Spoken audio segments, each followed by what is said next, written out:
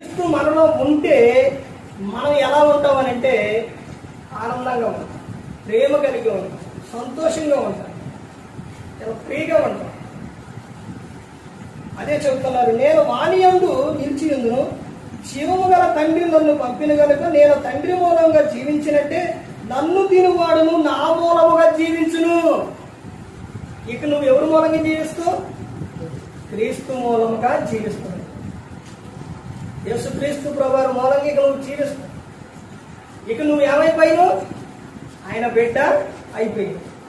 ఇప్పుడు మొత్తం ఎవరు చూసుకుంటారు? ఇక దేవుడే చూసుకుంటే ఇక యేసుక్రీస్తు ప్రభువారే చూసుకుంటారు. నువ్వు ఎక్కడికి వెళ్ళాలి, ఎక్కడికి వెళ్ళకూడదు, ఏంటి ప్రతి ఒక్కటి కూడా ఆయనే చూసుకుంటారు. ఇక నువ్వు ఆయన బిడ్డ అయిపోయిను, అక్కడ నెక్కించబడింది. ఇక తన భక్తుల ప్రవర్తన ఆయన కాచును. ఎలా కాస్తారు అని అంటే, తప్పు చేసే ముందు దేవుడు చెప్పకుండా అనేది ఉండడం. ప్రతి ఒక్కరిని కూడా ఈ లోకంలో దేవుని పిల్లలలో వాళ్ళు తప్పు చేయడానికి సిద్ధపడే సమయంలో చెప్పకుండా అనేది ఉండడు.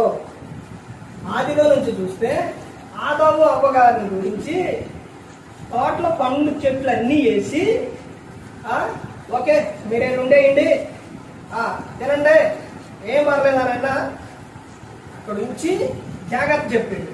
అన్ని ఫలాలు తినట్లే కానీ ఒక్క చెట్టు ఫలం మాత్రం తినద్దు.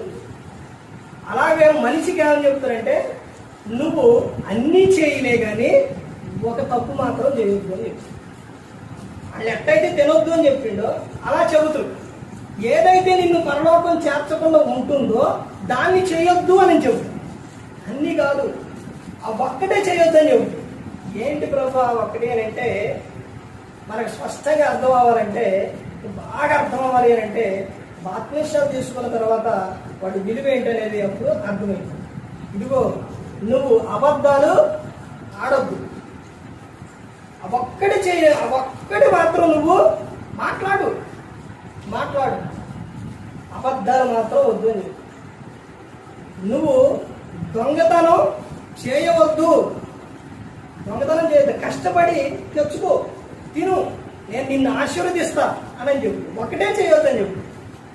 వ్యభిచారించవద్దు, నువ్వు ఆనందంగా ఉండు, నీకు భార్యనిచ్చా, భర్తనిచ్చా, వారితో నువ్వు ఆనందంగా ఉండు, కానీ నువ్వు వ్యభిచారం చేయదు, జాగ్రత్తం చేయదు.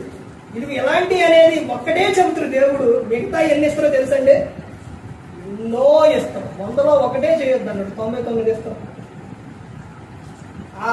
ఆదాము అవ్వకే వాళ్ళకే ఒక్క చెట్టు పండే తినొద్దండి, అన్ని చెట్టు పండ్లు తినమనే చెప్పిండు, అన్ని ఇచ్చిండు, ఒకటే వద్దంట దేవుడు, ఒకటే వద్దంట. మనిషి ఆ ఒక్కటే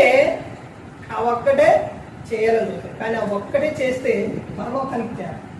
ఆత్మేశ్వరం తీసుకున్న తర్వాత నిన్ను పరిశుద్ధాత్ముడు నిన్ను నడిపిస్తాడు, సర్వసత్యంలోనికి ఆయన నడిపిస్తాడు.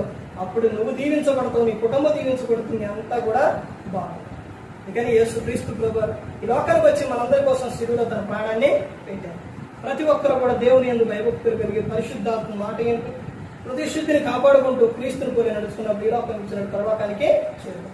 మరి ఈ విధంగా నిలబెట్టి మాట్లాడించిన తండ్రి దేవునికి కృతజ్ఞతలు చెల్లిస్తూ ఇంతవరకు శ్రద్ధగా ఉన్న మీకు ప్రభు పేట హృదయపూర్వకంగా చెల్లిస్తూ ఈ మాటలు అందరికీ